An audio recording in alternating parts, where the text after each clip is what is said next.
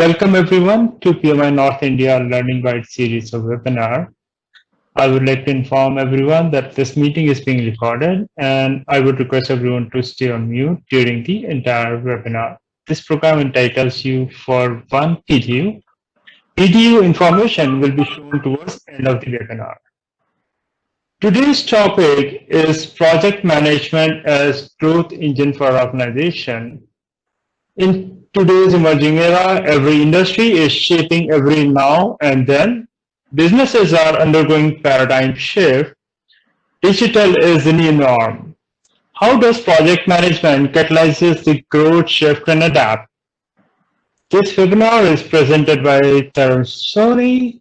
Tarun Soni is Assistant Vice President, Starlight Technologies Limited. He heads the digital transformation, program management, and business excellence. He is IIMB ISP from Center of Creative Leadership, Singapore. Tarun has experience in providing thought leadership towards digital transformation, leading program management, and orchestrate Center of Excellence, building capability to deliver large projects, brings on board strategic and operational planning for business development and growth, service delivery operations, and digital shift, drive technological innovations, and synergize initiative for business transformation, leading to strategic enablers in the growth path. Identify opportunities across new business arena, conceptualize and blueprint for delivering growth through scalable models. Over to your Tarun. Thank you so much, Rakesh. Good morning, friends. Apology, that we got a little delayed in starting. It was just a technical glitch, unprecedented. Every day, we are learning the new normal. I think that's what we are all trying to get used to, trying to figure out that how do we keep adapting ourselves. Okay, so coming back to the point, I think the discussion, or I should say the interaction, is all going to be around how the project management is a science. Some people call it a skill, some people call it a management style, but fact of the matter, to my mind, is it's a combination of all. And this particular capability, this particular thought process, or this particular algorithm, whatever way we want to see, really becomes a catalyst for any of the organization. So what I'm going to talk about in the next 1 hour is nothing specific to an industry, nothing specific to any organization. It's very, very universal. It's something which is definitely applicable across the globe, across the industries, across the organizations, and across different maturity stages of the organizations. So there will be certain kind of enablers which we need to be mindful about, which will reflect, which will give us a confidence back that how does overall project management methodologies, project management approaches really become the growth engine for the organization. So taking forward from here, I just want to touch upon some of the global statistics. Okay, I'm sure many of you would have really heard about it, read it, but it's very important for us to have some kind of statistics in our mind, because that helps you to make some kind of connect. So what we are saying, what percentage of projects are able to meet their original goals, which is like 70%. There are quite a number of projects, which get completed within their original budgets, and the budget is both time budget is the financial budgets, but yes, they're quite a large scale of projects which don't happen as per the initial plan. Time wise also, if you see, the number is not something which is really very large, but it varies from industry to industry. Hence there are only 51% of projects which really get completed well on time as per the initial thought process. Okay, and then it also says there are certain deemed failures which are going to happen. So these are some numbers which will give us some insight about what should one do, how should one plan, what are the things which we need to be really clear in our mind at the beginning itself. Now, taking it forward from here, what does the word growth mean over here? You know, the way I read, growth has two dimensions. There are explicit matrices of growth, which is all around, I should say, financial growth. There are implicit matrices of the growth, which is around the global thought process of an organization, which gets catered to towards brand building, towards the expanse which they want to do geographically, both deep and wide, I should say, and in terms of the product portfolio. If we see really the growth part of it, it has both these dimensions which are equally important for any of the organization. It's not important for an organization to have a very, very good balance sheet today. It's also equally important for the organization to have a long-term horizon. It's really, really important element for any organization to really see where do they fall in the global trajectory. Where are they in times to come? Because the way things are changing today, the way industry is evolving, the way technology is playing a role, the way digital is playing an important enabler for any organization, the growth or a forward-looking plan 5 years down the line is most important. We all have seen, multiple examples, in our mind. There are large organizations, which were really, really the control levers of the industry. But as the technology evolved, they just went out of business. Take an example of, Sony making a phone, some organizations making a photocopier machines. There are plenty of industries right in front of us. So when we are talking about growth, we need to be very clear in our mind that it is for today, it is also from long-term horizon. So it should be equally important, and any organization has to really think loud. Any organization really has to think out of the box. So these unconventional ways and means of any organizational vision has to really be resulting towards the growth dimension. And that's what we are going to talk about. That's what we are going to discuss in the next few minutes. So if I just take this discussion forward from here and trying to use some kind of realities of the industries, and I'm just taking very different example. It's because the way I read, project management is not for technology organizations. Project management is not only for civil real estate or civil construction organization. Project management is not only for software development organizations. Project management is not only for EPC companies, the construction companies, but it is beyond that.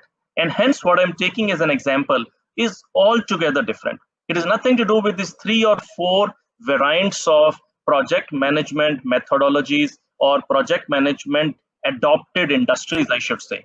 Any organization, any industry has an equal stake, or any organization can really leverage the potential of project management, and they will be able to see some marvelous results. So now here is an example, of Dubai Electricity and Water Authority.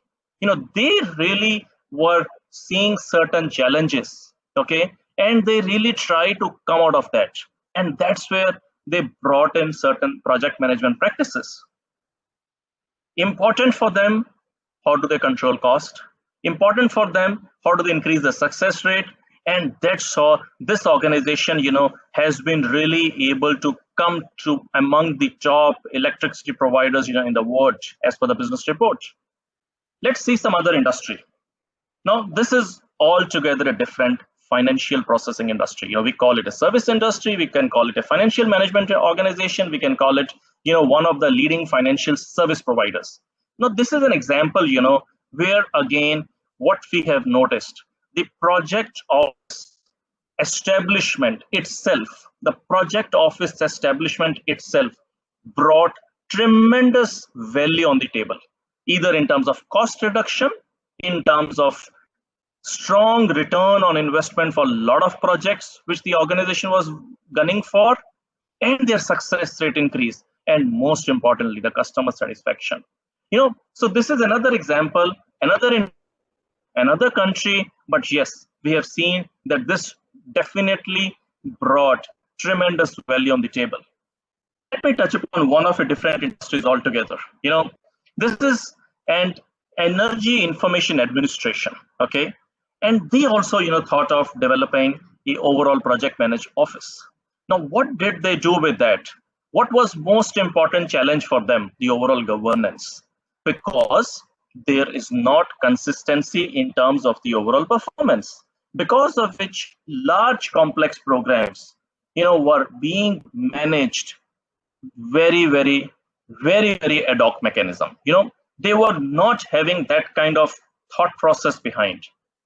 Let's touch upon one of the another examples of a pharmaceutical industry, one of the global leaders. The focus for any global pharmaceutical industries, how do they focus on innovation? How do they really bring a significant focus not only while innovating but also improvising on the time horizon, because that's very required for any of these organizations, okay? And what did they gain by establishing the project management function? Focusing on operational excellence, most important for any of these kind of large scale manufacturing organizations, and making things simple. I think simplicity is the most important thing for any of these kind of manufacturing organizations. So if you're trying to simplify the processes, it makes the life easier. If you're trying to focus on something which is going to ease out the overall operational framework, it brings a lot of value on the table. If you can do something as far as customer satisfaction is concerned, that is lot more meaningful. So what I'm just trying to leave a thought.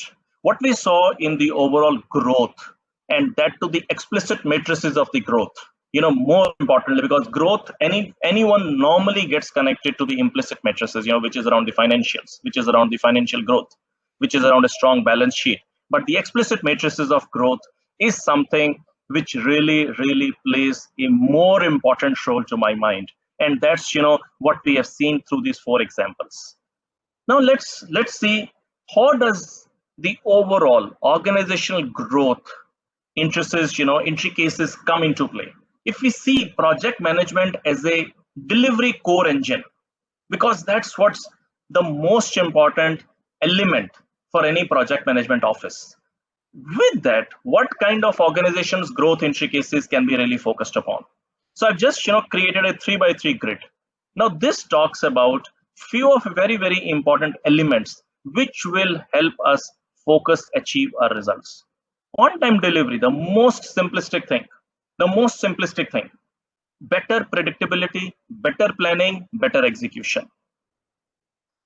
First time right, whatever we do should be with process, because when the process is there is standardization, there is uniformity, and we are able to bring things closer to first time right. Because if the process is not aligned, we might do good at one occasion, we might do good in few of the occasions, but we won't be able to follow standardization and uniformity. So hence, first time right becomes the foundation bet for the organization. What do we mean by zero value destroyers over here? To my mind, zero value destroyers is, where we are able to arrest cost overruns, where we are able to arrest time overruns, where we are able to arrest resource utilization overruns. So that's what we mean by value destroyers, because if any of those value destroyers are not taken into consideration, or any of those value destroyers get eroded, it is definitely going to impact on the overall goals of the project. Then once these 3 things, the first 3 things are more of like input oriented, then we are going to, how do we control this execution management? Once we are able to have a handle on this part, we will be in a position to deliver customer delight. And that customer delight has many meanings. Customer delight for a service industry is for an end-to-end customer. Customer delight for a B2B industry is for the customer for whom the organization is trying to deliver product, a service, a project, or whatever. And customer delight for an organization which is purely into B2C space has a different connotation. When all of this happens, what do we lead to? Profitability. Profitability is very, very important for any of the organization. With all of this, there is this brand recognition which plays a role. The winnability, and what do I mean by winnability over here, is the ability of an organization to really stand out in the marketplace. In the competitive landscape, the organization is able to stay ahead of all. In a competitive era, if the overall bid management is structured in such a way that you always get not only winning the bids, but also have outstanding delivery, that becomes important.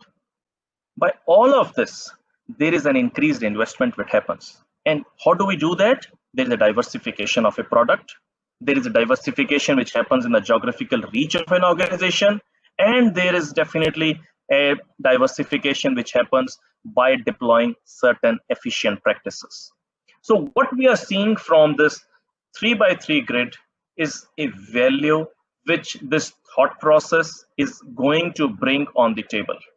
What do I mean by not only increasing the revenue, but also increasing the order book, which is a term used in few industries, not in all the industries, but order book purely is a function of growth. Order book is a resultant of the kind of control levers which we are having. Now, if we take a clue from here and see that we have seen certain statistics, we have seen certain organizational thought process and deployment of project management practices, project management office establishment, leading to some critical success factors for those organizations or those industries. And we are now seeing the overall grid of project management and organizations' growth intricacies. When all of this happens, these are all good outcomes. It's important for each one of us to see what do we need to do differently. There are certain things which will be required to be taken into consideration beyond what we see in a PMBOK or what we see in a project charter or what we see as part of the standard project management methodologies. Those are all the important foundation bed. Those are those important ground rules, which we have to be mindful about. But there are more requirements. It's like icing on the cake. If we are able to see things very holistically, if we are able to map the success of the industry, the success of the organization, the competitive differentiator of the organization in which we are, we will definitely be able to call out those kind of extrinsic variables which are going to make success for the organization. Now we have few thought process. Someone might say these are not the roles of a project management office. These are the roles of sales function, business development function, marketing function, financial function, or operations function. But I think the control of that, to my mind, lies, the control levers lies in project management office. So the way I see project management office is the fulcrum. Project management office is really going to be the overall custodian of things, the way it shapes up. Everything is hinging around this most important function. And this function has to really play that kind of dynamic role for any organization. It's definitely seeing things from a different dimension.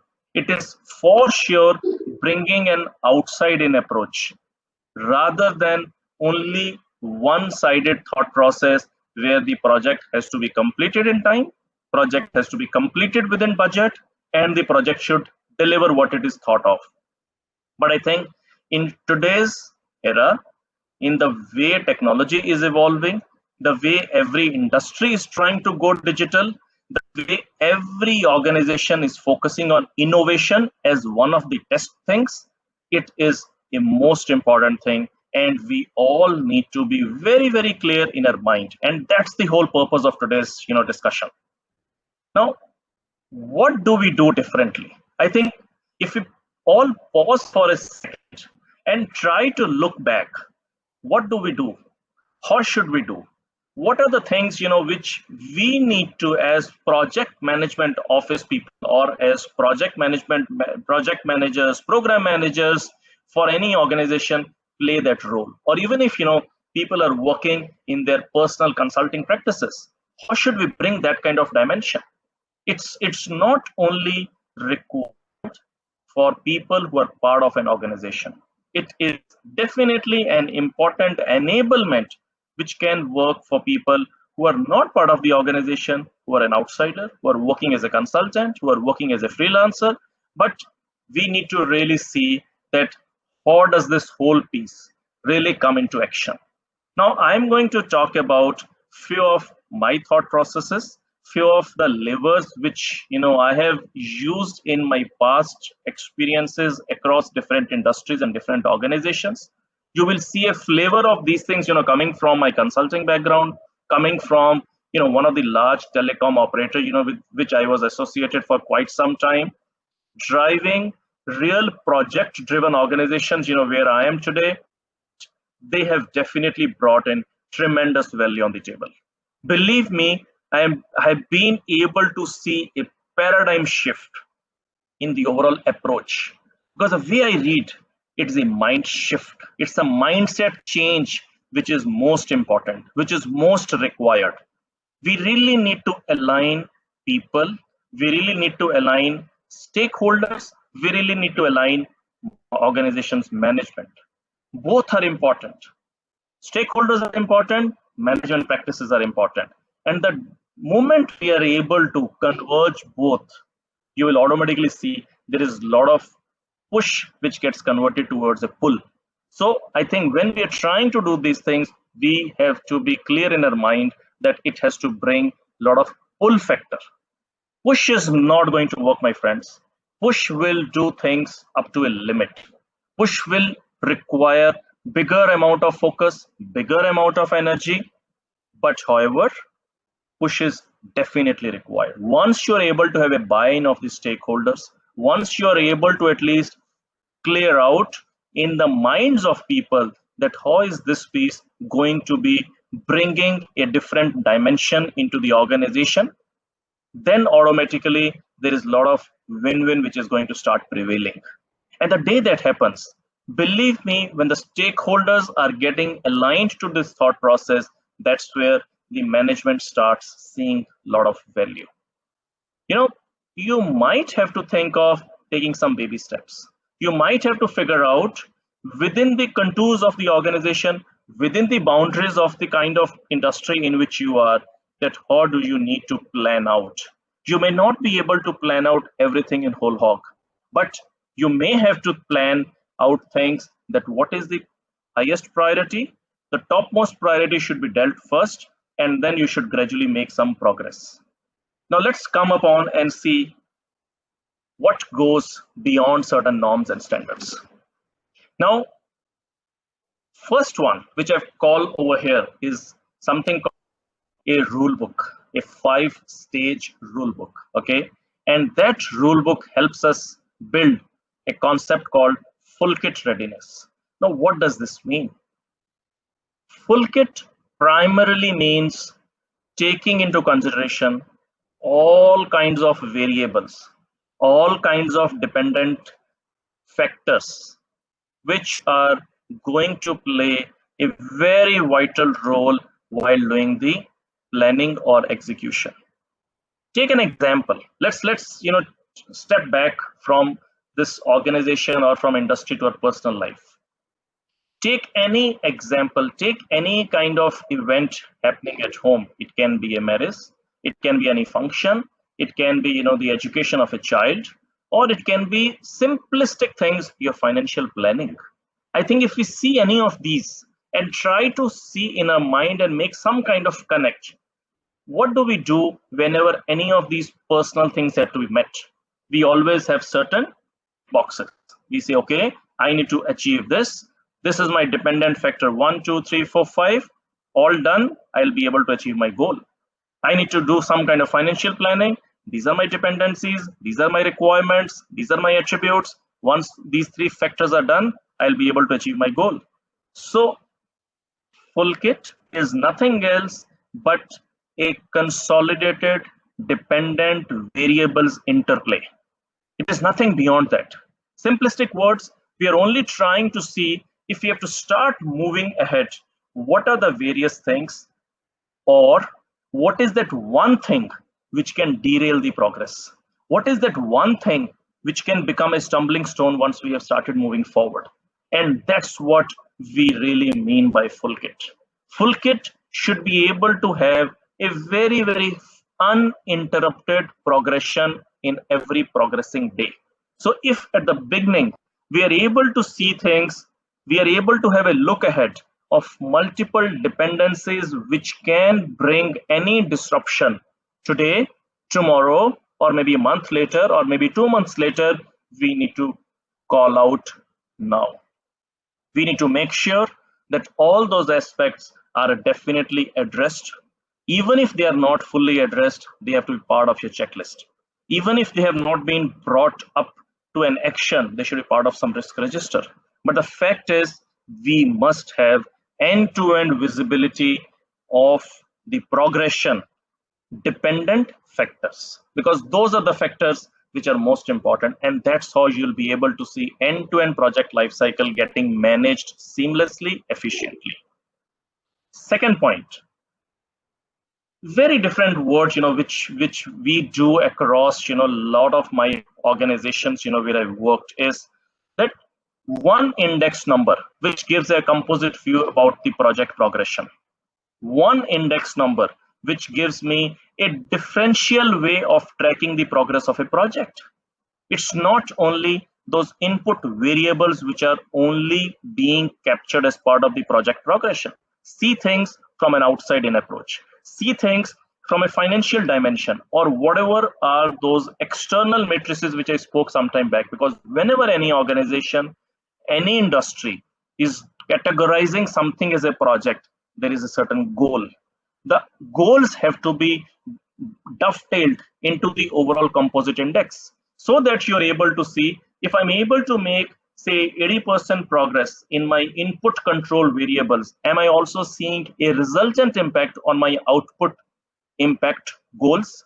If that kind of synergy is not there, we need to go back.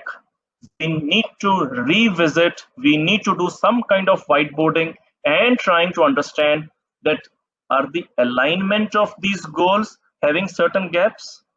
Is the resultant impact having certain diluted effects, or there is something else which is missing? But the fact is, we should be able to see things with an index score. What typically happens, whenever we are trying to see from a composite index figure, it gives a different approach, it gives a different dimension of seeing the resultant outputs and control levers on the input side. Third, any of a project management office or project management practices, which effectively means the organization is going to do those kind of projects repeatedly, time to come, time and again, which means that the standardization of the input variables become most important. I'm specifically saying input variables become most important. Now, what are those? Those are broadly the rules of the game. Those are aspects which are important while planning. Those are aspects which are really critical when you're trying to do dimensioning of resources, dimensioning of important outside, or I should say, the external variables, external stakeholder dependencies. Now, how do we control all of this is by virtue of playbook. Now, what is a playbook? Playbook is nothing else, I should say, it's a live decision making and a live guidelines document. It's a live document which helps us call out all those critical processes, critical systems, critical dependencies, and we are able to see things holistically. So playbook is a guiding principle It's a set of norms, set of input parameters, set of assumptions, set of performance matrices which are taken into one place. So it's a live document. I'm repeating, it's a live document. And when I say live document, which means it's a document which needs to be version controlled. It's a document which becomes a guidance for the organization whenever any organization is trying to replicate something across geographies. Any organization is trying to replicate something across different kind of customer facing projects. You can take any example, any industry with which any of you are associated, you'll be able to see a merit. Say someone is in a software development organization, you're trying to do similar kind of work for different projects, for different internal in-house requirements or different customer requirements. Say you are in an industry where you are trying to interact with customers, but you are trying to geographically diversify. This becomes a very important thing. So Playbook is a framework which I have got, and which I've seen a lot of success coming from there, because it binds all the minds together. It is nothing else. It's only bringing every thought process into one structured shape and form. Very simple to see, very thoughtful to create. Let me say that it's not easy to create. Believe me, I myself seen for a lot of projects for which I've got it done. It's not easy, because on face of it, it looks there's nothing to be captured. But when you're trying to see it beyond, there's a lot to be really documented over there. And if we are able to see a fair balance between what needs to go there, what needs to be monitored, what needs to be called out, it is definitely going to bring a different thought process. So, let us for a minute connect with the overall stages of project management. Be it be initiation, be it be planning stage, be it be execution stage, be it be monitoring control or closure. All these three levers which you're seeing over here are going to play a very dynamic role for each of the stages. However, certain levers will be more meaningful for one out of those 5 stages, 2 out of those 5 stages, but effectively speaking, every lever is an important lever in itself. Let's see it forward. 4th lever. How do we do overall execution management? Believe me, the real thought process by a lot of people, lot of organization is towards controlling those inputs, doing a very efficient planning. But where we tend to overlook, I'm not saying miss, but I'm saying overlook at times, that when the execution of a work, which again will be dependent upon certain industries, certain organizations, certain flavors of the project size, scope, scale, which we are talking. When the execution happens, it can be an execution on ground, it can be an execution at a shop floor level, it can be execution at the front end, depending on the industry. I'm saying that execution management has to be driven by certain platforms. And what I mean by platform over here, it has to be through some digital way of mechanized approach. It can be an app, it can be some kind of portal, it can be some kind of tool which is enabling the people on the ground, but there has to be one standardized uniform control through a system which will be able to tell us that what are those historical variances which are happening across different levels. Because if we are not able to see this variance thing day on day basis across projects, across teams, across locations, depending upon the industry or the organization you are referring to, we will not be able to see how do we keep improvising what I meant sometime back, a live document through Playbook. We will not be able to standardize our processes. We may not be able to achieve first time right. So this becomes the single source of truth at the ground level. This does 2 important enablements. One, for a management level, You are able to see things with one eye, with one lens, with one approach. Second, the people who are also working over there, they feel empowered because they are able to see not their performance, they are able to have a holistic view about what's happening around them, what's happening outside their team. And the moment you are empowering something with certain statistics, you will automatically see a big shift automatically happens within any organization. And that's what we mean creating a pull rather than giving it a push. Then you don't have to push those people. Then you're creating a pull because we are only giving a bird's eye view about who is doing better than them, who is doing, in a more thought-provoking way, and we'll be able to see things on the table. Another dimension is how do we manage risks? Now, what I mean over here by typically calling a three-dimensional risk framework, because there's a risk which has happened today, but there is a risk which is not getting resolved. There is a risk which is becoming an important aspect which has a high impact. So impact is usually the first thing which comes to people's mind whenever we talk of risk.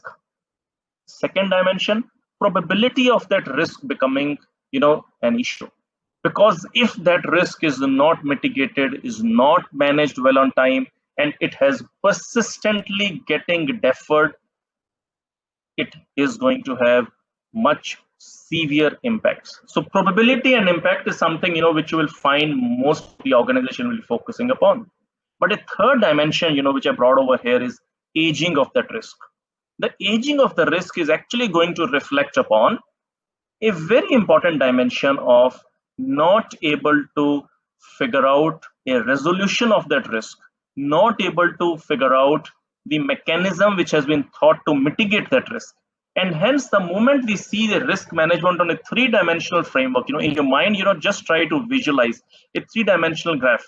In a three-dimensional framework, if you're able to see three dimensions of this particular risk, you'll be able to quantify the impact of that risk. You'll be able to quantify the impact which it is going to create, not today, but in times to come. So this is an important element which anyone should be focusing upon by these three dimensions. And sixth part, which I'm seeing, once we are seeing that we are process driven, we have done a good amount of orchestration of processes on some kind of digital dashboarding. What does it lead to? That certain misses are there. What do we do with that? We try to drive certain improvement programs. It can be Six Sigma, it can be DMAIC approach, any approach which you follow. But one will try to understand that what is not happening right. But again, if you are able to see one process index scorecard, this will reflect what is my performance of the processes, what is my digital dashboard reflecting. And what I mean by digital dashboard, let me spend a minute on that. Orchestration of any workflow, of any process, orchestrating that process on some kind of workflow, and then that workflow giving a reflection on some kind of digital dashboard. And that's what I mean by orchestration processes on a digital dashboard, which means we are able to see the efficacy of the process, we are able to see the adoption of that process, and we are also able to see the impact of that process. But the moment we create a digital dashboard, it's like, in your mind, try to visualize, it's like a traffic light report, which has multiple dimensions on one side axis and multiple processes running on the second axis. And those traffic light reports are giving you a view about which process, both at an input stage, is doing good, which process is doing good, but adoption is a problem, which process is doing good, people are adopting, but impact is a problem. So likewise, you will be able to see in one screen the impact, and that's what I mean by process index scorecard. Now, these three, if we connect back, all these three are important from an execution on ground. All these three are important from monitoring and control angle. The first three which we spoke was more focusing on initiation and planning stages. These three are more focusing upon execution, monitoring and building those kind of control levers. And let me also touch upon the next and the last three. Now, how do we have planned things better? We are executing things more effectively, but what is required? How do we have more strong control mechanisms? More important than control mechanisms, how do we have more effective way of management reporting? How do we have more effective way of bird's eye view about overall progress of a project? That's where governance plays a role. And what I meant again by 3-tier governance is whenever any organization, any industry is doing any kind of work, you work with certain customers. It can be your internal customers, it can be external customers. We work with partners. What I mean by partners, a lot of organizations call it vendors. A lot of organizations call it third-party associates. A lot of organizations will call it, these are my outside support mechanisms, whatever it is. Irrespective of that, they are the partners for the success of any work which you're trying to do. And third is the internal stakeholders. So you have customer, you have partners who help you achieve your goals, and you have internal organization, which is going to become an important enabler to drive, to decide certain aspects.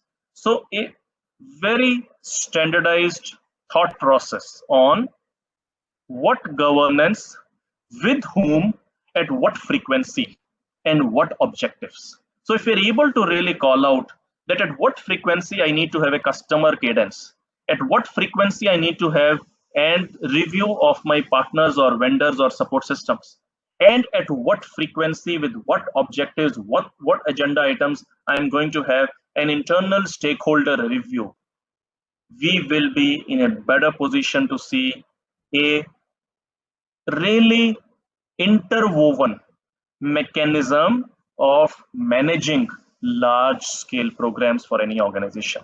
Believe me, you try to take any example in your mind. Someone is trying to set up a manufacturing plant. I'm not saying manufacturing plant working. Someone is trying to set up a manufacturing plant itself. Someone is trying to set up a petrochemical industry. Someone is trying to set up a financial services practice. Some organization is trying to set up a telecom network.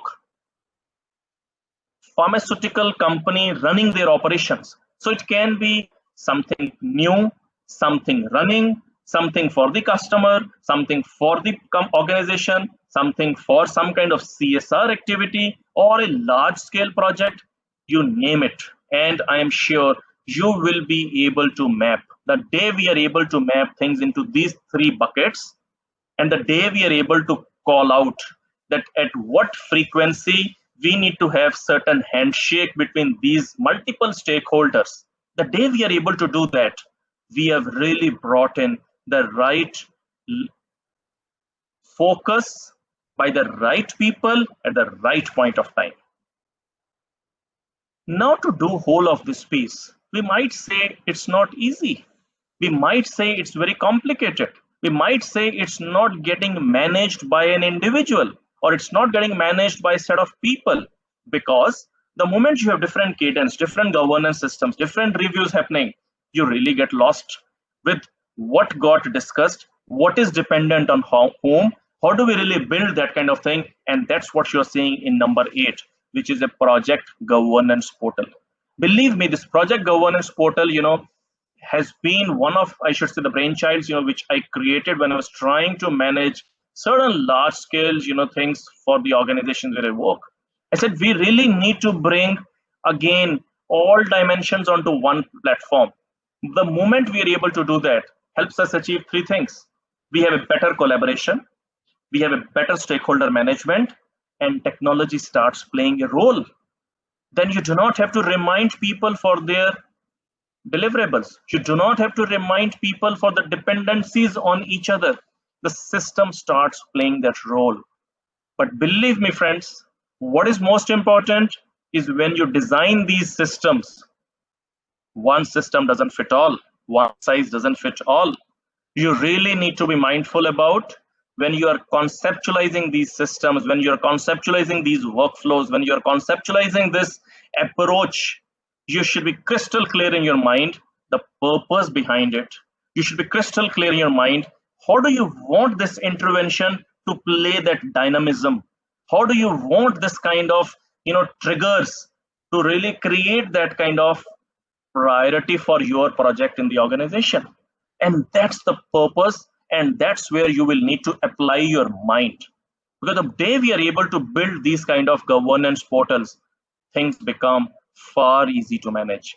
Things become far impactful. And with that, we will be able to manage larger scale. We will be able to manage more number of projects. We will be able to bring a new dimension of having an interaction with the people. It definitely starts giving a new outward look to people, not who are impactful, not who have to deliver, but also the rest of the stakeholders. Once we have done both of these, what does this lead to?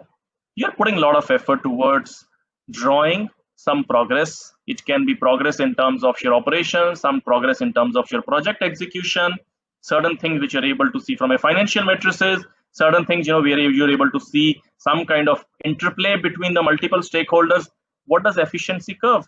Efficiency curves are nothing else. They're typically those S curves I'm saying. But these S curves plotting on one graph will tell you if my project progression is happening like this, my cost incur is happening like this, my overall resource utilization is happening like this, my financial impact of the project is happening like this. What are the gaps? You will be able to see through one single graph where you have to nail down on what are the critical dimensions of the project, which are either at an input oriented input side or output side.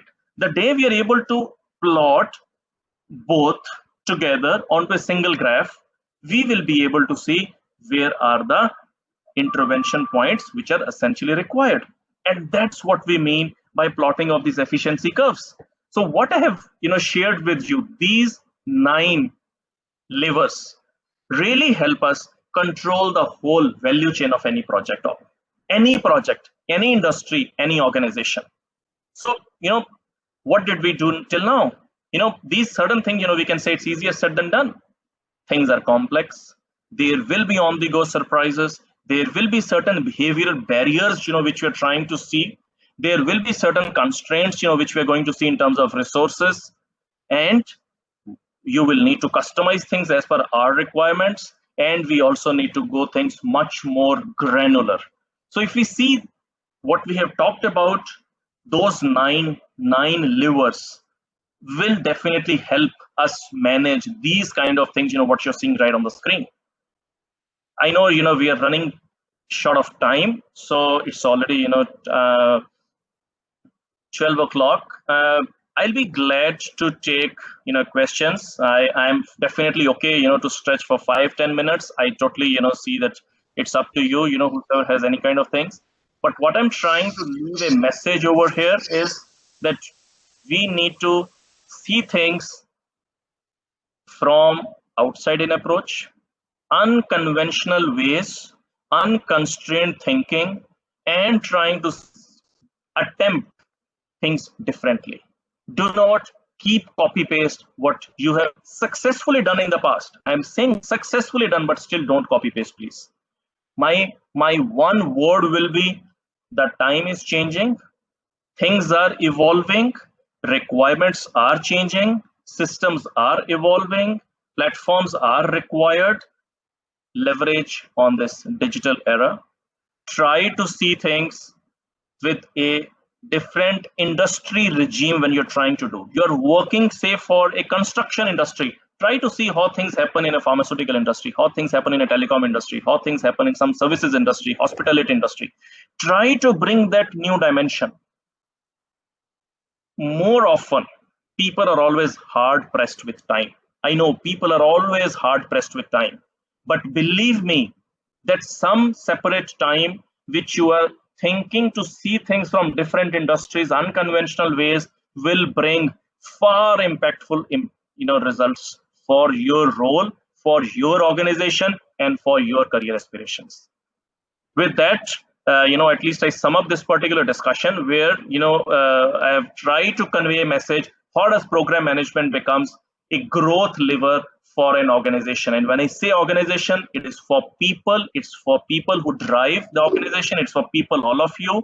It's for people who are trying to bring a paradigm shift in their own aspirations and in their overall capabilities and deliveries to the organization. Rakesh, you want me to? Tarun, thank you so much for the lovely session.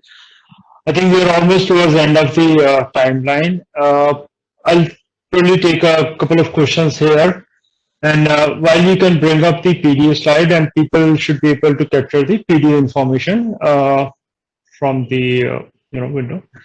So one question that I have from Nikesh. Most of the projects nowadays are fixed fee where customer understanding is equally important. How do we bring in maturity or continuously mentor the customer as well?